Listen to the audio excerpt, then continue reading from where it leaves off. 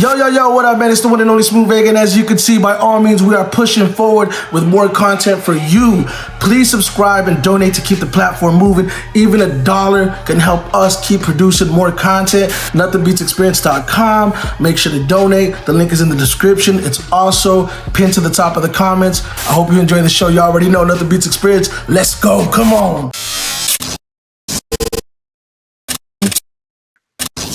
Yo, what it is, man? We're back. It's the one and only, and I'm joined here by none other than the legendary, the one, the only, one of my childhood heroes. One of the reasons why I fell in love with hip hop music, the one, the only, Bizzy, man. How you doing? I'm doing good. Just got my son over to his grandmother's house and, get him a little bit of air. So I'm here at the house. I'm able to take care of some business. Been watching him all day, cooked him breakfast, been up kind of early. Got my run on when ain't nobody outside. I do it real early before the light time hit, 5:30, 5:45. Just staying healthy, staying ready. Excited about the country opening up on Friday, but cautious at the same time. Everything good. I appreciate the intro. I appreciate it. Well, man, I wanted to ask you, first things first, congratulations are in order. You just recently got married. Yeah. Quickly, this quarantine happened right after, but I just kind of wanted to see how you've been staying busy during the quarantine. Working, man, exercising. I've been at the house for the most part of 2018, working on my businesses, working from the computer, working on my store, my Shopify store, working on like 2 or 3 stores actually. And a few different other things. So the transition was fairly easy for me. I have been preaching it to my homeboys, like, we need to get off the road for a while and do something different and come back to it and open up another means of operating and making money as a unit without being on the road. I've been preaching it, and, now it's like, it's all everything coming into fruition. So I've been ready. Well, I'm glad to hear that, man. And you recently just released a new project, Carbon Monoxide. The project did really well. It charted. It's one of my personal favorite projects from you to date. It's a great album. Just kind of wanted to talk about the album one time for the audience. As far as definitely. Yeah, how was the creation of the album? Just kind of tell us a little bit about the backstory of how Carbon Monoxide came together. Well, as I was saying while I was talking to my boys about getting off the road and opening up means and ways for all 5 of us to make money together without being on the road, it consisted of music. I found this really, really dope producer that had the vision of the future for not just myself, but for everybody involved. And I brought it to the table, and, my guys, they more wanted to stay on the road.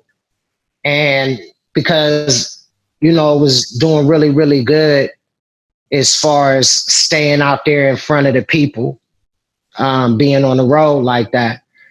So anyway, to shorten the story some, I still decided to do a record and bring in more revenue and really work with the streaming platforms and just the new system, because I felt like my crew, we didn't really have any material that was like in the system that was ours, that we owned 100% of and we're making money off of religiously.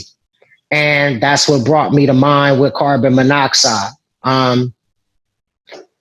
It's spinning every day. It's doing everything that I wanted it to do and more. So the way we put it together, it became artistic. Had a lot of music with this particular producer. Shouts out to Blaze. I had a couple of songs that were striking back at the Migos about, some of the stuff that they said about Lay. And when Lay put out that project, people was kind of like talking shit about it. So I wanted to shut shit down. So it was an accumulation of that, already trying to open up the playing board as far as streams and putting new material out.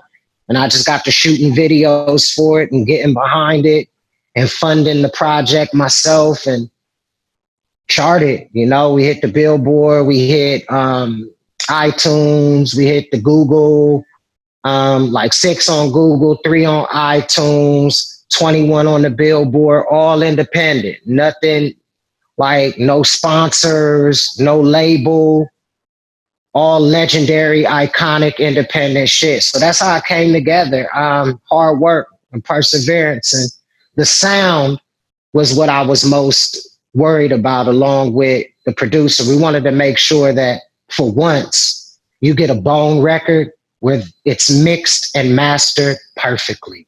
So that's where it came about.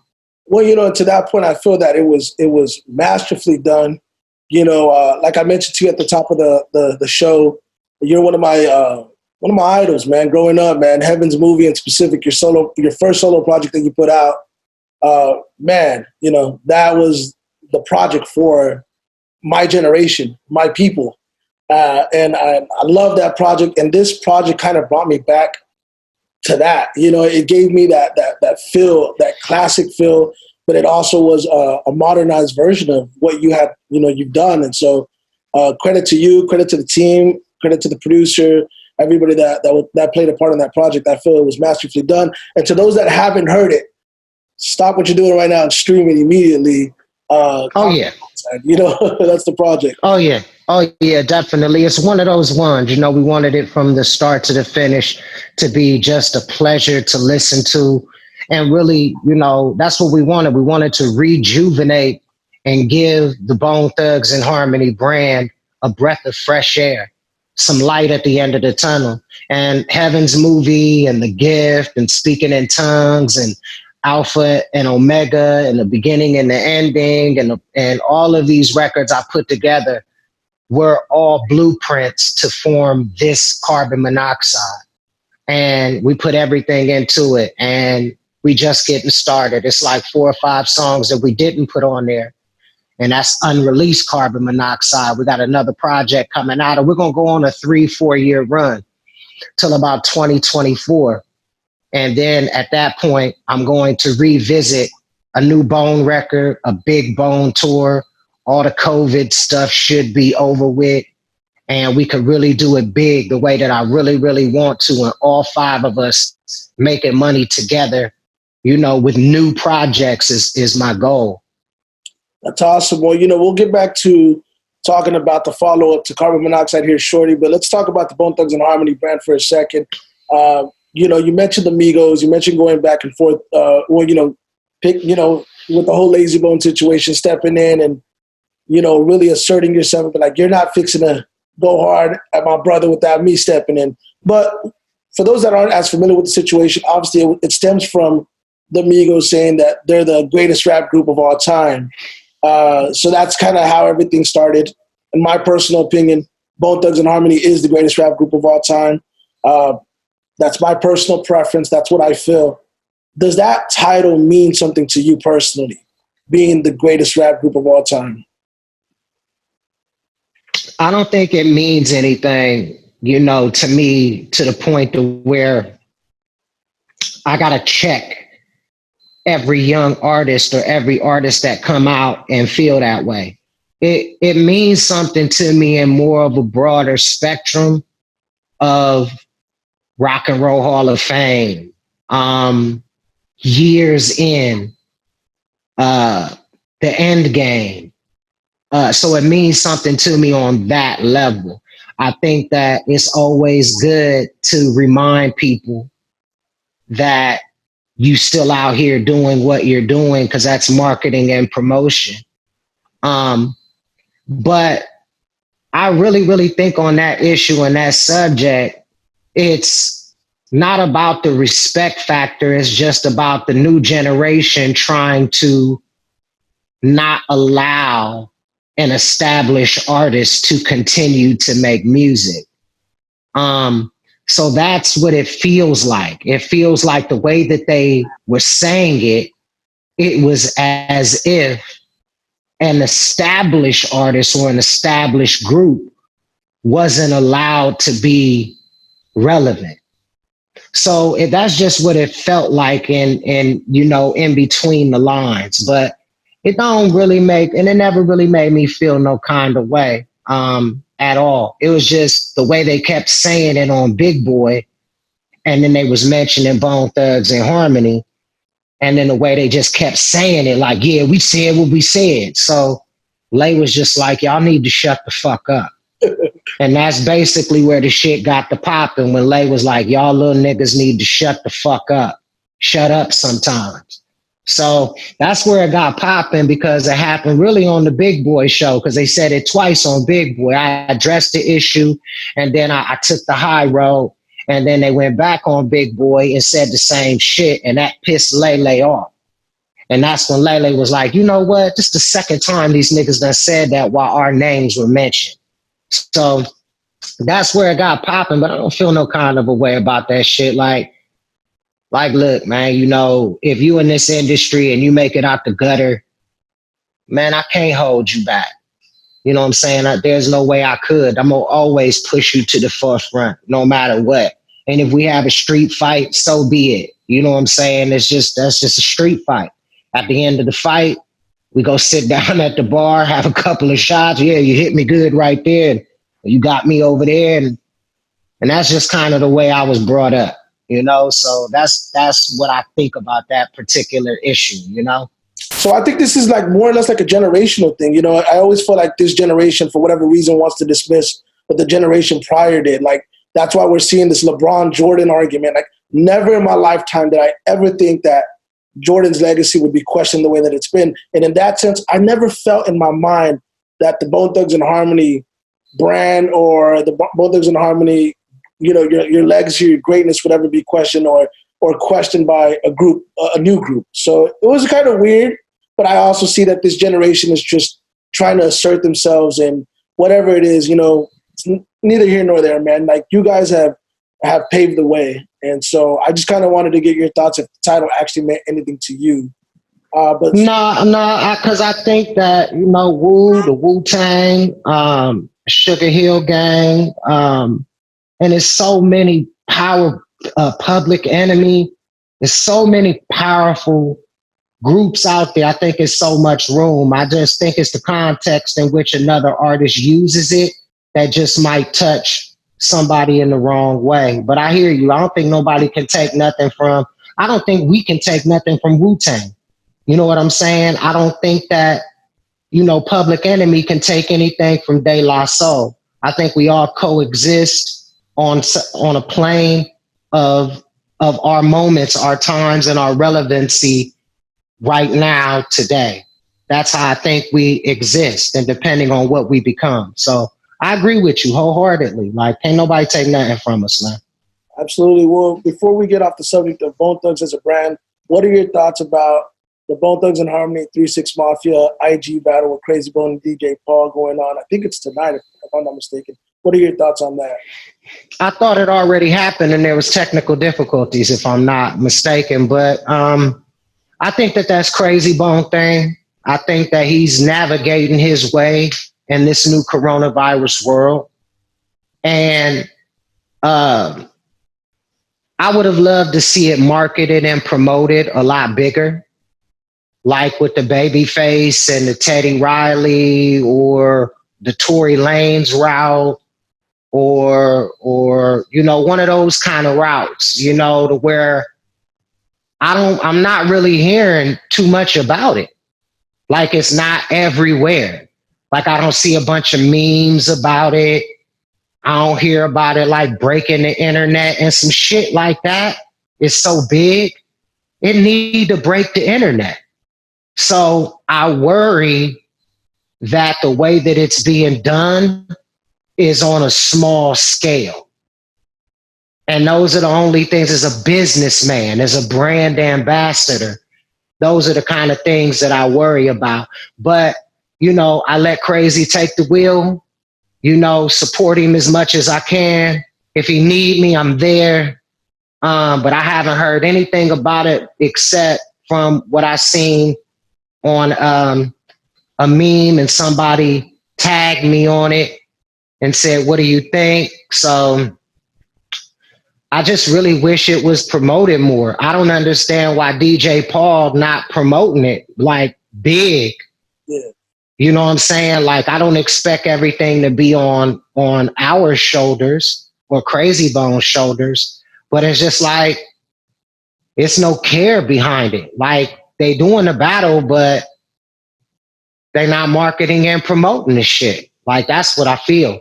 Yeah, Like from my heart. that should be a pay-per-view fight. You know what I mean? It's good. I mean, it should at least break the internet like every fucking thing else. Babyface and Teddy Riley, they the 80s. We all of the 90s and the 2000s. And the innovators of a new style. You know, who really came up with the epic style? It's like no post.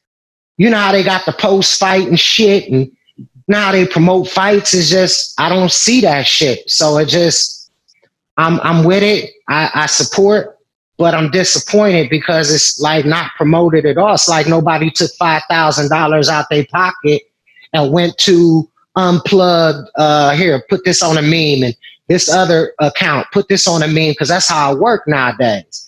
You know what I'm saying? Put it on this one, put it on that one, put it on this one, put it on that one. You go to all your friends, I pay you $100 to do this. Go do this. Let's do some promotion. Let's do some interviews. Let's do some Zooms. Let's do some Skypes. Let's really blow this shit. Because I know Gangsta Boo. Like Gangsta Boo and me, we talk all the fucking time. You know what I'm saying? So I called her like, you heard anything about this shit? Like, you know, so it could involve more members of each group, but it's only involving 2 members. So it doesn't feel like it feels like DJ Paul and Cray Cray are playing the group shit on some fun shit, you know, like on some homie shit, because they was about to formulate a group. DJ Paul, Crazy Bone, Be Real, and Chuck D, I believe. So they was gonna form their own little group and do something outside, but you know, coronavirus, et cetera, et cetera. So that's what it feel like. It feel like 2 homeboys, but it don't feel like group against group to me. That just to me. But I support Cray Cray though. Go Bone Thug, baby. I got you, man. Well, let's talk about you know, adapting to this new generation, this new way of doing stuff. You mentioned how you take marketing money out of your pockets. You do some influencer marketing. You're finding different ways to be effective in this new platform, like you mentioned with the music, getting on all the digital platforms. Let's talk about your YouTube channel real quick, man. You got Jam TV. Cool. I think Jam TV is dope. You've been doing that for a while. How did that all come about, man? Let everybody know how that came about. Well, every Thursday and every Saturday, we come out with brand new episodes for my new YouTube channel. I named it after my son, Jesse Anthony McCain, so we call it Jam TV. And it was really a celebration of my son, my family, longevity, and where I'm at now. And my new ventures, my videos, the mini movies, my animation films. So it became a platform. And as I sat down with my then fiance and now wife, she said, this is what we need to do. You know, we're always around the house. This is what we're doing. Let's bring this together. And this is what's going on. So I started looking at some of the stuff that she said. I said, yeah, I like to share with the people. I got a lot of stuff that I like to talk about. I cook. You know, I'm always in the studio. People might not know that. I'm always on the road with Bone Thugs. People might not know that. And a lot of different other things, you know, to bring to the table, whether it's talking about Biggie, or talking about Tupac, or talking about Diddy, or talking about Queen Latifah, or talking about Rev Run, or talk about Jam J, and all the experiences that I've had in hip hop that people don't know about. So it turned into that. And it's just a great platform and a great thing for me. And we're fairly young. We're about 1 year and 9 months in. So, and it's growing. It's growing more than ever now. Like it's like the subscribers and the views. So I didn't expect anything, but it's really turning out to make money. like it's turning out to be a good thing, and people are starting to notice not just Bone Thugs and Harmony, not just being kidnapped and found by John Walsh, not just, you know, that and the music and Crossroads, but also my YouTube channel. So that's really what's just taking off. It's doing really good. I'm very proud of it. I'm proud of my wife. I'm proud of my son, you know, and I'm proud of myself. Yeah, you know, as a long life fan, you know, I definitely want to piggyback on that and say that, you know, we're proud of you as well. You know, when we see the videos, we're watching the Jam TV, it lets us in a little, and to know where you came from, you know, to see you now, it's a beautiful thing, man. It really is. Now, I wanted to talk about acting, you know, you doing movies, you know, wanted to really kind of emphasize on, you know, outside of music, some of the ventures that you're working on. You know, you're working on a movie right now, aren't you? Yeah, I'm working on a movie and I'm working on 2 documentaries. I got 2 documentaries that I'm doing. I'm working on some stuff with my sons with Bloodline Harmony as well. So I got about 7 projects that I'm coming out with, and that's including the records.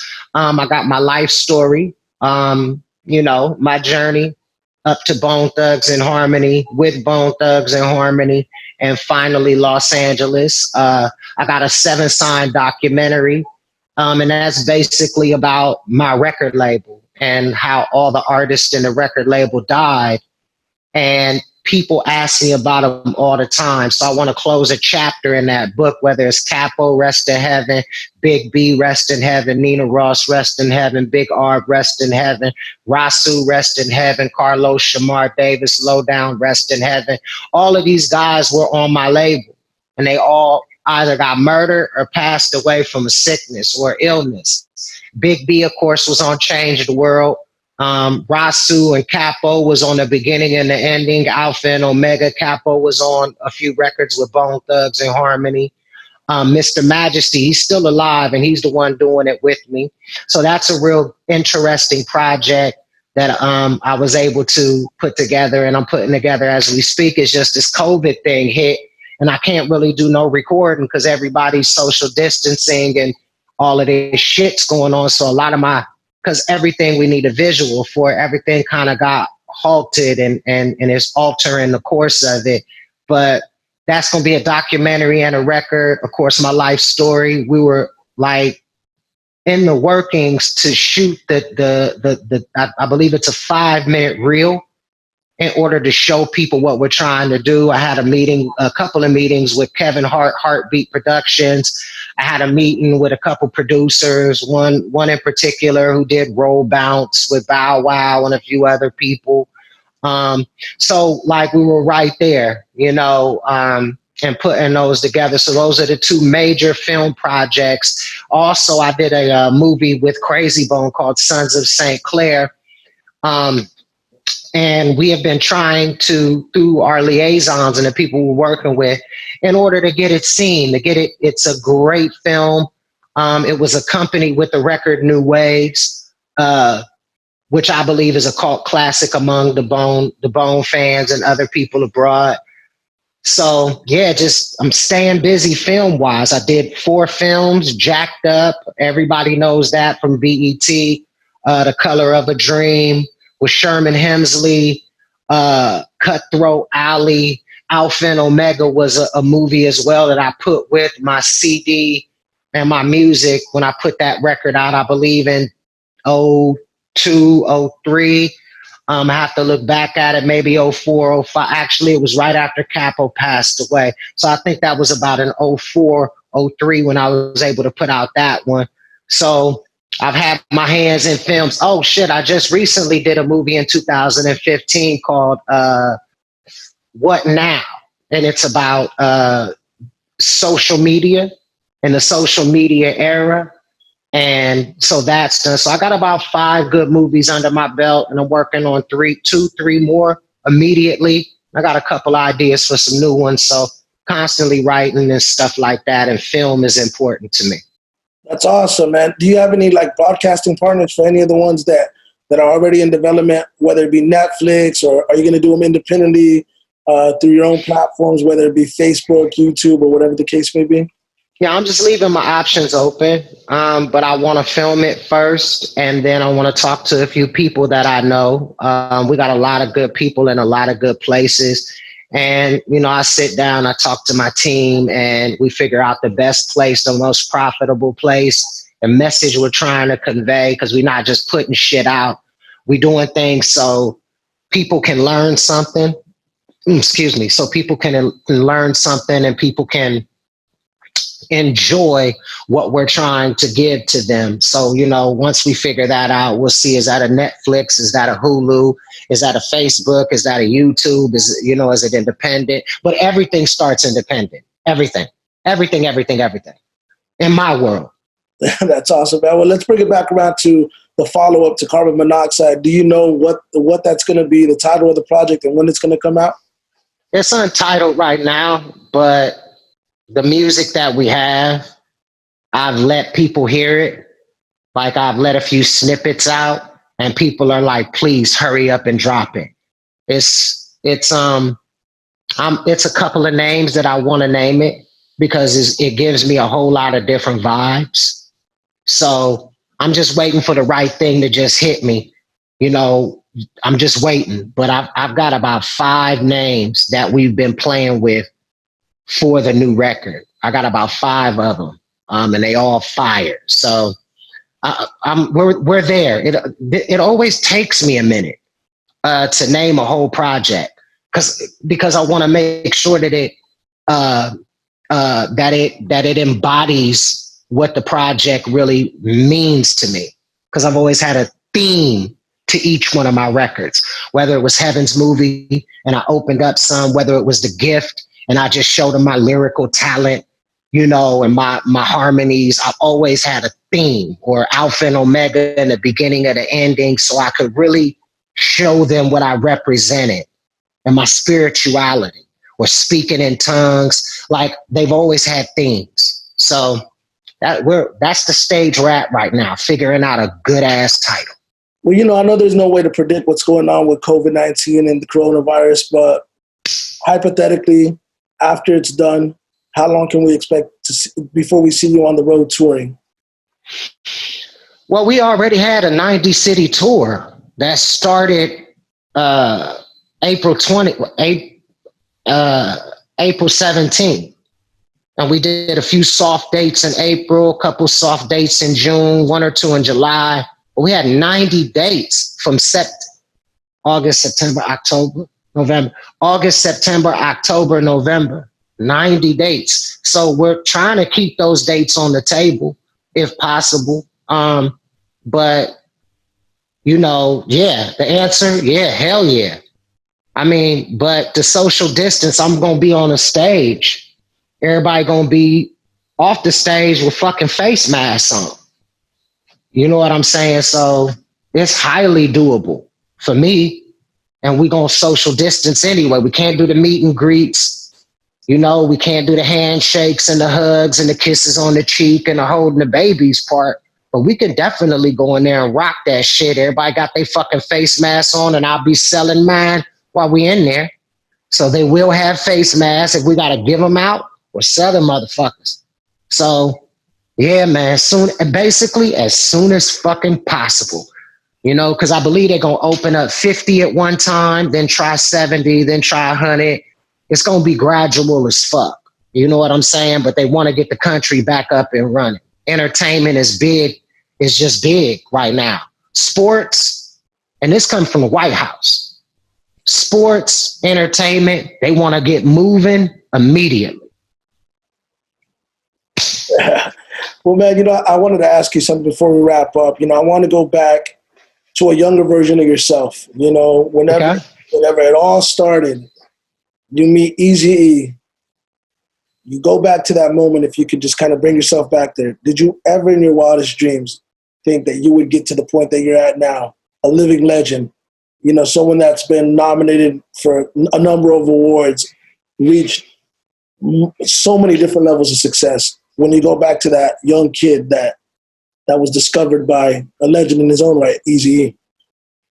Well, I mean, it was always the plan to become a musician, always. The only way I was able to get good was through practice before I even met Bone Thugs, breakdancing, graffiti, eventually, well, singing first. Always had a singing voice. That was my first passion.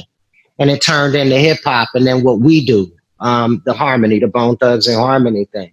So, of course, the extent of it, no one can plan. Because when you're young, you don't think you're gonna, where I grew up, you didn't really think you was gonna live to be no old age. It was always, there's a time limit on our lives because we grow up in this fucked up society to where somebody's going to do something at some point and at some time because that's where we grew up, So that was the mentality, meeting easy. It was all of our hard work and those one-way bus tickets and those passing out those flyers for them janky record companies and all the battling Jay-Z in Atlanta or at Atlantic City, at the Atlantic City casino and all the shows. It just all the times us getting booed off stage because we had a different rap style and no one understood it. Just that moment was just a breath of fresh air and a sigh of relief. Plus, I had kids. And I was trying to figure out a way to provide for them children because it wasn't nothing but the streets left. It was music of the streets. And that was it. Pick up a gun and go do something to somebody and get that money. You feel me? So, yeah, it was just a monumental and I knew, and Eazy-E told us, y'all gonna be the greatest rap group that ever lived. He said, y'all style is second to none. Y'all got the look. Y'all from a brand new place that ain't nobody heard no hip hop from. And I'm bringing y'all out. I know exactly how to do this. And that's what he assured us. He just always had in our ear, y'all gonna be great. Y'all gonna be great. Y'all gonna be great. So it wasn't about knowing. It was about being reassured from our mentor, the godfather of gangster music, gangster rap music, Eazy-E. So he assured us we were going to be great one day. Man, I appreciate your time. You guys have worked, and you yourself have worked with so many great legends, from Tupac, Biggie, Eazy-E. Is there anybody else that you would want to work with before it's all said and done? Before it's all said and done, Eminem is on my bucket list. I like to go a 12 with him, 12 for 12, 16 for 16. Just get it on, and really fuck some shit up, Definitely a bucket list for me. There's a couple of newbies out there. That's on the bucket list as well. It's a couple new motherfuckers I like to do some shit with too. But really Eminem, I think that's the only one I really right now that's my bucket list of doing something with, and it just need to be done. You know what I'm saying? It's just something that need to be done because, he Dr. Dre's protege. I heard Eminem before anyone else did. I went over to Dr. Dre house, Uncle Dre, and he was like, I need to play something for you. I'm like, sure, play that shit. And he played My Name Is. And I looked at him, I said, it's different. Because that was different. He was rapping different. It wasn't about the hood. It wasn't about killing. It wasn't about the streets. It was like shock rap. You know what I'm saying? Hang a baby over the head by the ledge and then, all that. So it was different. And he was like, yeah, this is this white dude I'm fucking with out of Detroit. I said, good luck. And next thing I know, he took him to the next level. And then here come 50. Here come G Unit. Here come Slaughterhouse. Here come Bizarre and Proof and Obi and the rest of it. So, he turned his opportunity into a movement. That's why I fuck with him so tough. He didn't come in that motherfucker by his motherfucking self. He came in and he brought like 12 motherfuckers with him. D12, that was the name of it. So he brought so many people in with him. It was just, that's why I want to fuck with him so much. But yeah, Eminem, definitely want to fuck with him. So I know that the Bone Thugs fans are going to want me to ask you this, so I have to ask. I know you mentioned it early in the interview. You want to do it big, 2024. That's the target time frame for you. You want to do it right with the group. Do you think we will see another Bone Thugs and Harmony album with all 5 of you guys? Man, look, I hope so. I've been running 3.5 miles every morning. I take days off, of course. I'm still working my vocals. I'm eating healthy. I'm reading. I'm putting out solid, relevant material. So I'm gearing up for that moment. I'm making sure that I'm working towards that monumental moment to where it's like, oh shit, it's on. You know what I mean? So I do think it can happen, but it remains to be seen what everybody else in the group is doing and the direction that they're going in. And with social media, we will be able to see it every day, every year, moment to moment. We know where everybody in the group is and what everyone in the group is working on. You know, you could tell by the material coming out. You could tell by people who's putting the material out, who's keeping their sword sharpened, you know, like who's putting out records, who's putting out singles, who's putting out visuals. That's sharpening the sword for the big group shaboom boom. So that's what I think. I'm a realist. So I only hope and pray and know I'm going to work towards it every single day. Well, we hope to see a biopic one day of the group. Obviously, we're looking forward to your film projects. We're looking forward to your new album. We're looking forward to your music, more of the Jam TV. Again, congratulations on all the ventures that you've had. Thank you so much for your time. Before we officially get off, anything that you want to say to your fans out there? Well, I definitely want to tell all of the Bone Thugs and Harmony fans to follow each member on their respective blue checked social sites and even some of the other sites that are helping promote Bone Thugs and Harmony and are just boneheads. I want to thank all of you guys out there. All of y'all, no matter what, good, bad, ugly. I want to thank everybody out there. And I just want to thank people for tuning into this interview. This is the end of National Autism Month in April. And hey, stay strong, stay blessed. Thank you so much, man. You are a legend. And again, one of my heroes, man. Thank you so much, Bizzy. Love, respect.